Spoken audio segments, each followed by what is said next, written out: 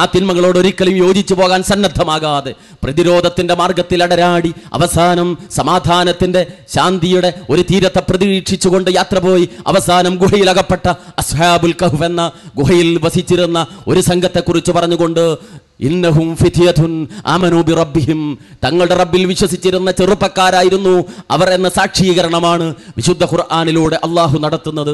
ചെറുപ്പത്തിന്റെ യുവത്വത്തിന്റെ കർമ്മശേഷിയെ തങ്ങളുടെ നാട്ടിലെ തിന്മകൾക്കെതിരെ പോരാടിയ ഒരു സംഘത്തിന് അള്ളാഹു നൽകുന്ന ആദരവാണ് ലോകത്തിന്റെ മുമ്പിൽ അന്ത്യനാൾ വരെ നിലനിൽക്കുന്ന വിശുദ്ധ ഖുർആനിലെ ഈ ചെറുപ്പക്കാരുടെ ഉദാഹരണത്തിലൂടെ നിഴലിച്ചു നിൽക്കുന്നത്. യൂസുഫ് എന്ന യുവാവ് വളർന്നു വന്നിരുന്ന സാഹചര്യത്തിൽ താമസിച്ചിരുന്ന വീട്ടിലെ സ്ത്രീ തിന്മകളിലേക്ക് മാടി വിളിച്ചിരുന്ന സന്ദർഭത്തിൽ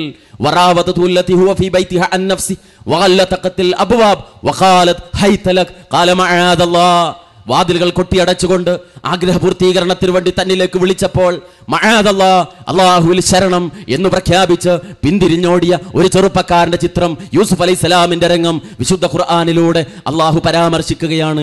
അതെ, പരലോകം ബോധ്യപ്പെടുമ്പോൾ ഏകദൈവ വിശ്വാസം ഹൃദയാന്തരാളങ്ങളിലേക്ക് ഊർന്നിറങ്ങുമ്പോഴാണ് യുവാക്കൾക്ക് ഉത്തരവാദിത്ത ബോധമുണ്ടാവുക, തിന്മകൾക്കെതിരെ പ്രതിരോധിക്കാനുള്ള ആർജവത്വം ഉണ്ടാവുക എന്ന സന്ദേശമാണ് ഈ ഉദാഹരണങ്ങളിലൂടെ വിശുദ്ധ ഖുർആൻ നൽകുന്നത്.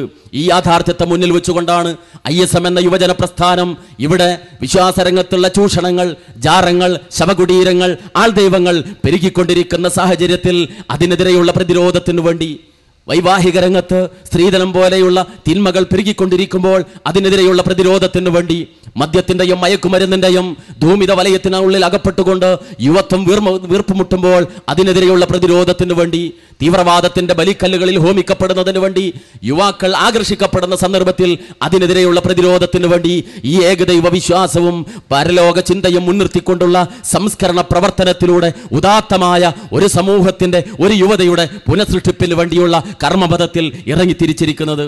ഈ പിൻബലം, ആദർശപരമായ പിൻബലം ഈ സംഘടനയ്ക്ക് നൽകിയിട്ടുള്ളത് അതിൻ്റെ മാതൃസംഘടനയായ മുജാഹിദ് പ്രസ്ഥാനമാണ്.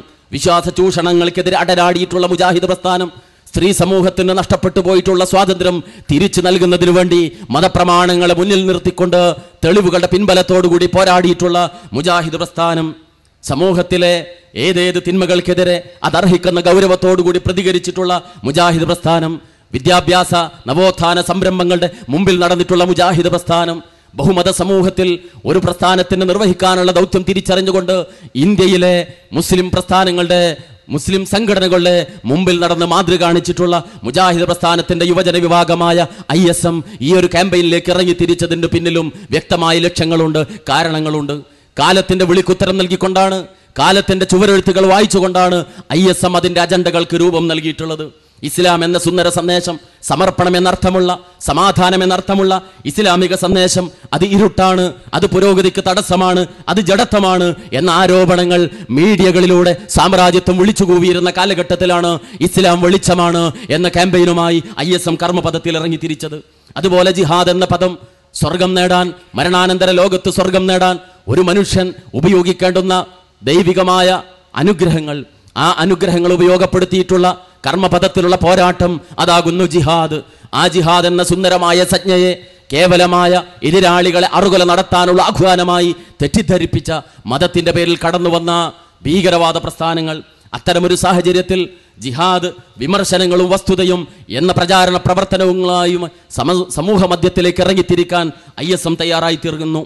അതുപോലെ തന്നെ പ്രകൃതിപരമായ സൃഷ്ടിപ്പിന്റെ സംവിധാനത്തിനെതിരായി, പ്രകൃതിപരമായ ദൈവികമായ സന്ദേശത്തിനെതിരായിക്കൊണ്ട് സ്വവർഗരതിക്ക് നിയമാംഗീകാരം നൽകാൻ ഇന്ത്യ രാജ്യത്തിലെ നീതിപീഠങ്ങൾ പോലും ശ്രമം നടത്തിയൊരു സാഹചര്യത്തിൽ അതിനുവേണ്ടി ഇവിടെയുള്ള മുഴുവൻ മീഡിയകളും അനുകൂലമായി പ്രതികരിച്ച ഒരു സാഹചര്യത്തിൽ സ്വവർഗരതിക്ക് നിയമപരിരക്ഷയോ എന്ന പേരിൽ ഒരു പ്രചാരണ പ്രവർത്തനവുമായി ISM കർമ്മപഥത്തിൽ ഇറങ്ങിത്തിരിക്കുകയുണ്ടായി.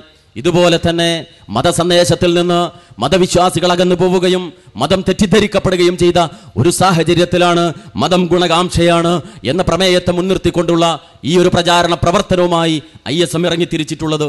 യുവത്വത്തിന്റെ കർമ്മശേഷി തീവ്രവാദത്തിന്റെ ബലിക്കല്ലിൽ ഹോമിക്കപ്പെടാനുള്ളതല്ല.